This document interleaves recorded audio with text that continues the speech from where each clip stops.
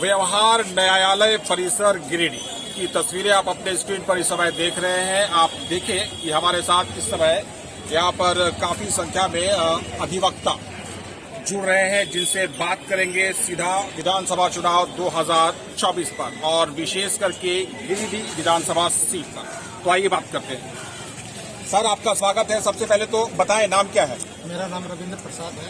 रविंद्र जी, विधानसभा चुनाव के तहत गिरिडीह सीट की अगर बात की जाए तो यहाँ पर जो प्रत्याशी खड़े हैं उनका नाम आप जान रहे हैं? कौन कौन से प्रत्याशी मुख्य रूप से चुनावी रेस में हैं? यहाँ पर नंबर 1 का कैंडिडेट भाजपा से निर्भय सावाते जी है ना।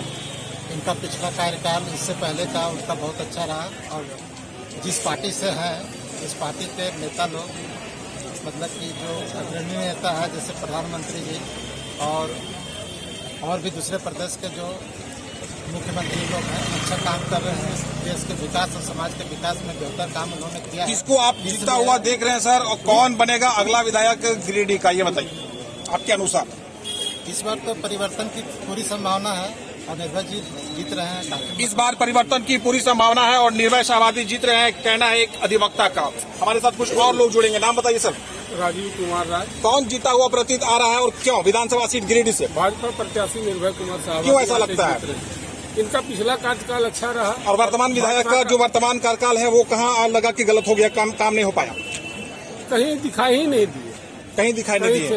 कौन दिखाई नहीं दिए, काम या विधायक? विधायक कहीं दिखाई नहीं दिए। नाम बताइए शिवान। मेरा नाम श्री रामचंद्र राय हुआ। रामचंद्र राय जी, स्वागत है आपका। बहुत धन्यवाद। चुनाव की सरगर्मियाँ उत्साहित है ना? बिल्कुल। कौन बनेगा सिकंदर गिरिडीह विधानसभा सीट का? मुश्किल है, मतदान है, रुझान तीन कैंडिडेट हमारी नजर में यहाँ दिख रहे हैं। आपकी नजर में 3 कैंडिडेट कौन कौन से?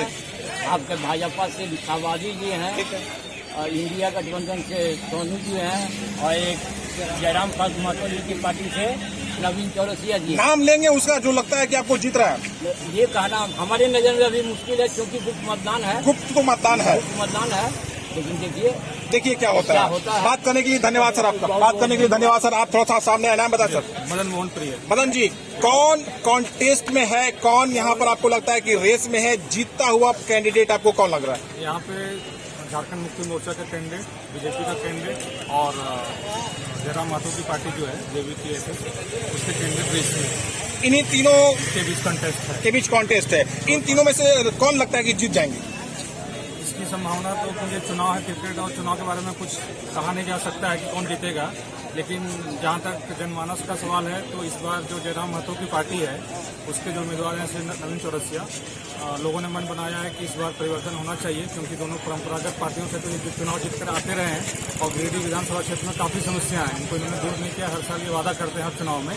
तो नवीन चौरसिया जो जयराम महतो की पार्टी के कैंडिडेट हैं, तो ये भरोसा है कि वो नई पार्टी है और नया परिवर्तन लाएंगे। तो जनता ने मन बनाया है कि नवीन चौरसिया को ही। चलिए, चुनाव और क्रिकेट जो है इसके विषय में कुछ भी कहा नहीं जा सकता, अनिश्चितताओं की बात होती है, लेकिन तीसरा यहाँ पर विकल्प सामने आ रहा है नवीन चौरसिया के रूप में, कहना है एक अधिवक्ता का। आप नाम बताइए। क्या कहना चाहेंगे, कौन कौन रेस में है? अभी तो सारे कैंडिडेट लगभग तो रेस में ही हैं। ये कहना तो पॉसिबल नहीं कि कौन जीतेगा, लेकिन सबको दावा कर रहा है कि हम जीतेंगे, इसका कहना पॉसिबल नहीं, कहना संभव नहीं है फिलहाल। आप बताइए सर, नाम क्या आपका? मोहम्मद सलाम अंसारी। क्या कहेंगे, चुनाव जो है वो काफी दिलचस्प है, बहुत सारे उम्मीदवार हैं, उन उम्मीदवारों में बेहतर कौन लग रहा है आपको? बेहतर अभी कहना मुश्किल है कौन है, लेकिन कांटे की टक्कर है, त्रिकोणीय मुकाबला है। JMM है, BJP है और जयराम महतो की पार्टी है। सावादी जी का 2 कार्यकाल आपने देखा, सोनू जी का 1 कार्यकाल आपने देखा, तीसरा विकल्प जो आ रहा है नवीन जी, वो अभी नए हैं चुनाव में। इन तीनों में से कौन जीतने की स्थिति में आपको लग रहा है? नहीं, जीतने का अभी तो कोई बता नहीं सकता है, लेकिन हमको लगता है कोई भी गिरिडीह के बारे नहीं सोचा है आज तक। गिरिडीह का जो विकास हो, अगर एक सड़क हम बना दे, एक पुल पुलिया बना दे, तो उससे विकास नहीं करना है। कॉन्टेस्ट टफ है। विकास के मतलब विकास का पैमाना होता है कि यहाँ गर्ल्स हाई स्कूल एक ही है, RK महिला कॉलेज एक ही है, इंजीनियरिंग कॉलेज नहीं है, मेडिकल कॉलेजेस नहीं है। ये 4-5 साल तो यूं ही गुजर गए। बढ़िया सवाल कर रहे हैं आप, जागरूक आदमी हैं और सही सवाल कर रहे हैं। नेताओं ने आपकी बातों को सुना है, कुछ नहीं है गिरिडीह में, फिर भी वो वोट सबको चाहिए। आप बताइए सर, नाम क्या है? मेरा मोहम्मद इम्तियाज आलम अधिवक्ता। कहिए अधिवक्ता साहब, चुनाव के बारे में क्या ख्याल है आपका? कौन जीतेगा, कौन बनेगा अगला सिकंदर गिरिडीह विधानसभा का? देखिए, जहाँ तक विकास की बात अगर हम करें तो ये जेएमएम के कार्यकाल में काफी मतलब मैंने ऊंचाई से काम हुआ है। क्या क्या काम हुआ साहब बताइए गिरिडीह के जरा लिए अगर बात करें, गिरिडीह के शहर की अगर बात करें, गिरिडीह में ये जो गिरिडीह यहाँ कालीबाड़ी से लेकर और कल्याण जो पचम्बा है वहाँ तक का रोड हमेशा जाम रहती थी।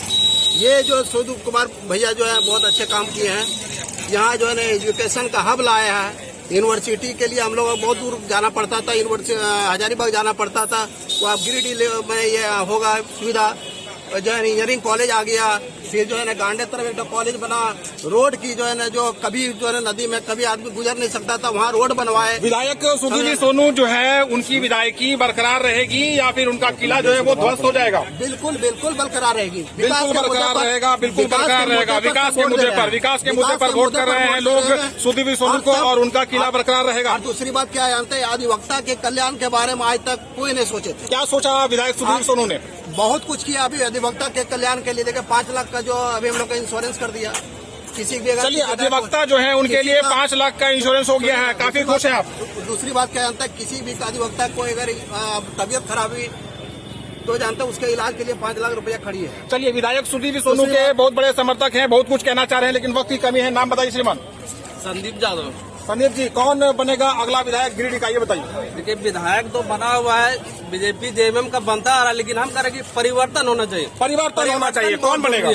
परिवर्तन में अभी जो है युवा में 2 साल के दरमियान जो दिखाया जयराम महतो, हम तो करें उसका छवि बहुत अच्छा है। उनको ये जो विधायकी जिताने का तो जरूरत है, उसको जो है सीएम बनाने का भी गिरिडीह से कौन जीतेगा? यहाँ नवीन चौरसिया जिताया जाए, क्योंकि जयराम महतो का हाथ मजबूत हो और आगे काम करने का मौका मिले। और जब मुद्दा कर रहे हैं, ये जो नंबर 1 पे मोदी जी चल रहे हैं, जो सेंट्रल कार्यालय चल रहा है, मंत्रालय चल रहा है, इसमें जो है घोर कमी है। काम जो है काम करने का नाम नहीं, खाली पैसा इन्वेस्ट हो रहा है करोड़ों अरबों में, जो है सिर्फ खेला जा रहा है, काम धरती पर नहीं। जैसे में परिवर्तन की लहर देखी जा रही है गिरिडीह विधानसभा सीट पर। कहना है हमारे युवा अधिवक्ता का। बात करेंगे किसी और से। नाम बताइए सर। एडवोकेट मुर्शीद आलम। मुर्शीद जी, आप बताइए क्या लगता है गिरिडीह सीट की अगर बात की जाए, कौन कौन से प्रत्याशियों के बीच में यहाँ पर टक्कर आपको देखने को मिल रहा है? अभी तो जेएमएम और बीजेपी के बीच में टक्कर। कौन बनेगा अगला विधायक?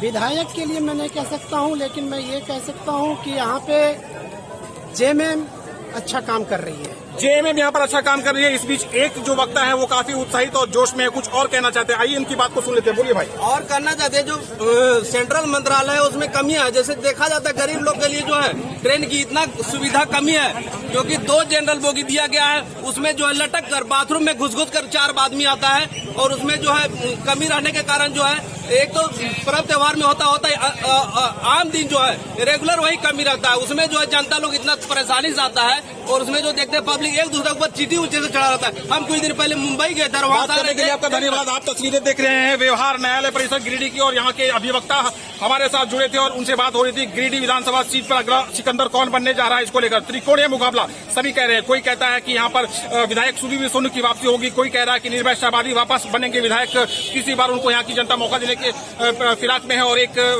वक्ता यहाँ हमारे साथ जुड़े थे, उनका कहना है कि यहाँ पर बदलाव देखा जा रहा है, और नवीन चौरसिया जो कि जेएलकेएम के प्रत्याशी हैं उनको भी अवसर दिया जाना चाहिए। धन्यवाद।